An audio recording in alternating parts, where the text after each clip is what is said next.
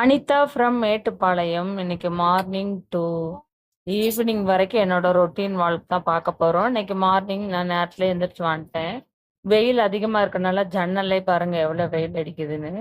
வெயில் வந்து இன்னைக்கு ரொம்ப ஓவராவே இருக்குது. காலையில ஜன்னல் ஃபுல்லாவே வெயில் வந்துருக்கு. எந்திரிச்ச உடனே தண்ணி தாகம் அதிகமா இருந்துச்சு. காலையில எப்பவுமே ஹீட் வாட்டர் தான் வச்சு குடிப்பேன். ஆனா இந்த வெயில் அதிகமா இருக்கறனால பச்சை தண்ணி வச்சு குடிச்சா நல்லா இருக்கும்னு தோணுச்சு. மத்தவங்களுக்கெல்லாம் சுடு தண்ணி கொஞ்சம் சூடு பண்ணி வச்சுட்டு எல்லாம் எந்திரிச்சிருந்தாங்கன்னா குடிச்சுப்பாங்க. காலையில வந்து நான் நேத்து நைட்டே மாவாட்டி வச்சுட்டேன். மாவாட்டி வச்சுட்டு நம்ம பணியாரம் செஞ்சுக்கலாம். குட்டீஸ் வந்து எப்ப பார்த்தாலும் இட்லி, தோசையே செஞ்சுட்டு இருக்கீங்கம்மா. பணியாரம் வேணும்னு சொல்லி கேட்டாங்க. பணியாரமும் கார சட்னியும் கேட்டிருந்தாங்க. எல்லாம் எந்திரிச்சு வரவங்களையும் நான் வந்து ஏபிசி ஜூஸ்க்கு வந்து எல்லாம் கட் பண்ணி வச்சுட்டேன். மார்னிங் வந்து எங்க வீட்ல எல்லாருமே ஏபிசி ஜூஸ் தான் குடிப்பாங்க. எம்ப்டி ஸ்டொமக்ல. அது மட்டும் இல்லாம ஏபிசி ஜூஸ்ல நான் வந்து எப்பவுமே நெல்லிக்காவும் சேர்த்துக்குவேன். பெரிய பெரிய நெல்லிக்காய் எங்க கிடைச்சாலும் ஃப்ரெஷ்ஷா வாங்கிட்டு வந்து குழந்தைங்களுக்கும் போட்டு குடுப்பேன். எங்க ஃபேமிலில எல்லாருமே ஏபிசி ஜூஸ் தான் காலையில குடிப்போம். காலையில கொஞ்சம் ஒர்க் அதிகமாவே இருந்தது. நேத்து வாங்கிட்டு வந்த முட்டையுமே இருந்துச்சு. முட்டை வந்து கொஞ்சம் ஃப்ரிட்ஜ்ல எடுத்து வைக்கலாம் வெயிலுக்கு அப்படின்னு நினைச்சு நைட்டு மறந்துட்டு அப்படியே படுத்துட்டேன். பணியாரத்துக்கு வந்து இந்த சின்ன வெங்காயம் பொடிக்கு பொடிச்சா கொஞ்சம் கட் பண்ணி போட்டு கடுகு போட்டிருக்கேன்.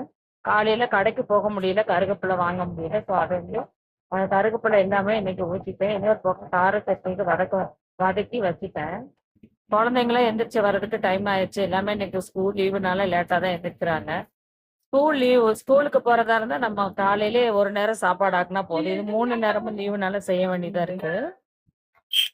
இது சோப்பு இவ்வளவு வேண்டாம். கரண்ட் இல்லையா?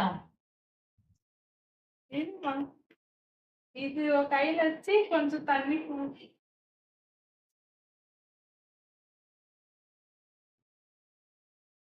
சோப்பா இது? வக்கூலா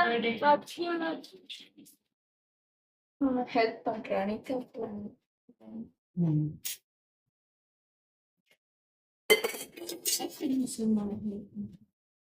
இது வந்து என்னன்னு பாத்தீங்கன்னா பாப்பாவோட பர்த்டேக்கு அவ ஃப்ரெண்டு வந்து கை கழுகுற சோப் கொடுத்துருக்கா. அது ஹார்ட் ஷேப்ல கட்டி ஒரு மாதிரி கட் பண்ணி போட்டு வச்சிருக்காங்க. இது ஃபுல்லாவே சோப்பு. பார்த்தா சோப்பு மாதிரி இருக்குங்களா?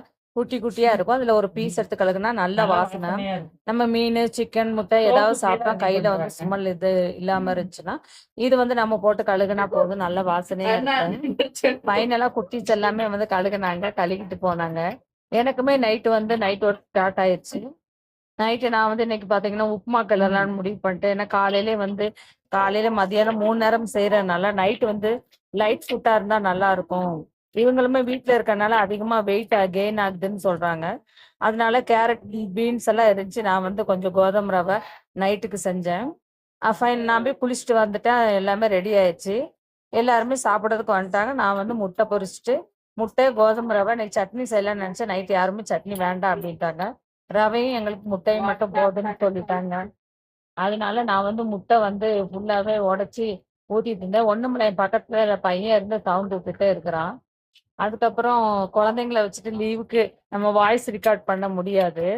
அவங்க எங்க பார்த்தாலும் நம்மளை சுத்தி சுத்தி உட்காந்துருந்து ஏதோ ஒரு சவுண்ட் வீடியோல நம்ம வாய்ஸ் ரெக்கார்ட் பண்ணும்போது கொடுத்துருவாங்க. ஃபைனலா முட்டையுமே ரெடி ஆயிடுச்சு. எல்லாருமே சாப்பிட வந்துட்டோம். சாப்பிட்டு நாங்க தூங்கறதுக்கு போயிட்டோம். என்னோட சேனல் நியூ சேனல் பிடிச்சிருந்தா சப்ஸ்கிரைப் பண்ணுங்க, லைக் பண்ணுங்க.